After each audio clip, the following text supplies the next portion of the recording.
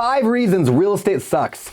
Real estate gurus and educators and YouTubers are all lying to you, and specifically, they are committing the lie of omission, which means they ain't telling you the whole truth. And by doing so, by committing that lie of omission, people are actually losing money and losing their minds investing in real estate when they jump in. So in this video, I'm going to tell you all those stuff that totally sucks about investing in real estate so that you're aware of it before you jump in if you decide to. Plus, I'm gonna give you some tips on how to overcome those things, how I've figured it out. Because I'm still a huge fan of real estate. I love it. I have over 10,000 units across more than a dozen states. I've been buying real estate for like 15 years. I even wrote the #1 real estate investing book on Amazon. It's called The Book on Rental Property Investing. Go check it out. Sold over 1 million copies.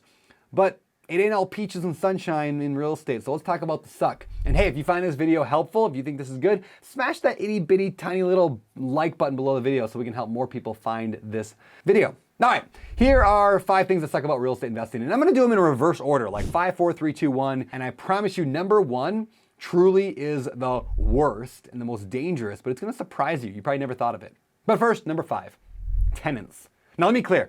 I'm gonna be really clear. There are a lot of great tenants out there. Some great people out there, but there's also some really bad people and bad tenants that are gonna make you wanna rip your hair out of your head and quit the business and go back to working at McDonald's. Tenants will sometimes pay rent late, sometimes on time, sometimes late. They'll lie to you. They'll pile up garbage on their deck and it'll rot through the wood and drip down maggots on the people below.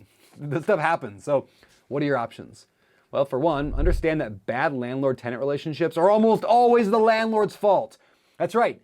You didn't screen right, you didn't establish the right rules in the lease, you didn't have a lease, you didn't train your tenant correctly, you didn't hold them to the rules when they started testing them. Do all that and 99% of the problems can be managed and dealt with. It's not a big deal. It's like having a terrible, bratty, horrible child, right? It's usually the parent's fault, right? You know what I'm talking about? So if you're not willing to learn how to be a good business owner, that's what being a landlord is, then hire a good property manager to do it for you. All right, #4, rehabs. Yeah, they suck. You know, the TV shows make rehabs look really fun. It's like picking out paint colors and tiles and, you know, putting a sledgehammer through a wall, but it's way more than that. So much more. I mean, it's contractors who won't show up on time and don't answer their phone, and when they do, they don't do what you ask. It's budgets that go way over because it's really hard to know what's behind those walls before you smash into them. And it's timelines that go way longer than you wanted and expected because, well, that's just the nature of the beast. So how do we deal with that? Well, 1, you learn how to deal with contractors. It's an art and a science, and you can learn it. For example, hiring a reputable contractor, having a clearly defined scope of work, making sure that the contractor is properly incentivized to finish on time and on budget. Those are just a few things that can really help. Plus, when you know that these problems exist and you pad your budget, you make room in your budget and your time for those overruns, it's okay. And it's just the course of business. And by the way, the more you rehab, the easier it becomes. All right, #3 sucky thing, the market changes. Now, investors love to talk about those stories of how we bought a house for 150 and we sold it 10 years later for 400. But the truth is, those are kind of like survival bias stories. I mean, they bought and sold at an ideal time, but it's not always like that. Markets go up and down. And you have to be aware that all your plans and hopes and dreams, they're simply along for the ride of the market and the economy. But here's the solution. Don't worry about timing the market. You know, while we can't say that prices and rents are gonna for sure go higher next year, because they might not, we can say with almost absolute certainty that 20 years from now, rents are gonna be higher and property values will be higher. So play the long game. Get good debt, buy deals that actually make money, and hold on. And sell when it makes sense, not when you have to or you're trying to get lucky. Now, speaking of buying deals that actually make money, let's go down to the #2 worst thing about real estate investing, and that is most deals that people think make money actually don't make money. So people buy deals they think are going to make them a bunch of cash flow every year, and then they realize they have nothing left at the end of the year. I mean, think about this. You buy a property that makes $200 a month in cash flow, and then after 12 months, you've got $2,400 in profit. But then your water heater goes out, you have to replace it, and there's $2,400 out the window. Your whole year of profit's gone, and then next year it happens again, and the year after that, and after a decade you look back and you realize you made nothing. How do you overcome that? You learn how to properly analyze the deal. And it's really the difference between what I call phantom cash flow and pure cash flow. Pure cash flow accounts for all of those non-regular expenses like the repairs or replacing things, which we call CapEx, vacancy. It's gonna sit empty sometimes. When you find deals that pencil out after accounting for those expenses, and you set aside money every month toward those things, like a rainy day fund, when they do happen, they aren't a shock, it's just part of the plan, and you're still making money.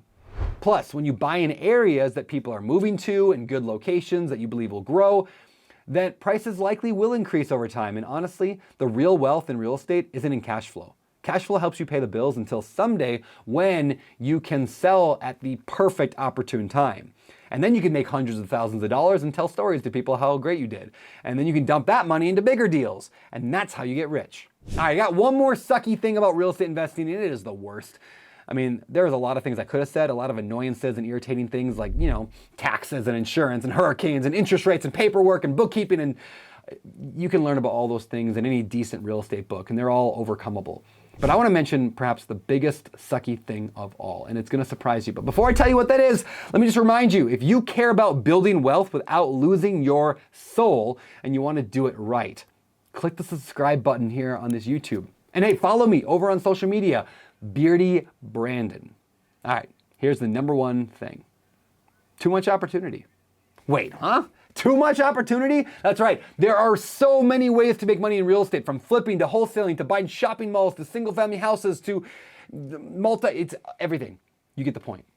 So why is it the worst thing? Because too much opportunity leads to inaction. So 99% of you will not do anything after watching this video. You'll just jump from idea to idea without taking action. You'll watch more YouTube videos, get more ideas. And that sucks because real estate investing truly can help you live an incredible life. It can make work optional. It can help you spend way more time with your family, your kids. It can give you more time on the hobbies and things you like to do. It can give you that wealth that can help you buy cool stuff and give away millions of dollars. It can reduce your stress, increase your happiness. But it doesn't work if you don't work it. And when there's so many options, most people would rather scroll TikTok or watch YouTube videos. So write this mantra down. It is more important that you decide than what you decide. I mean, it all works. So just pick something. And second, follow what I call the Better Life methodology. It's like a framework I kind of invented and put together from like a million different books that you look at what you want to do in your life and then work backwards from vision to goals to actions to accountability toward those actions. You can learn way more about that if you want at abetterlife.com. All right, for the Better Life Tribe, my name is Brandon Turner, signing off.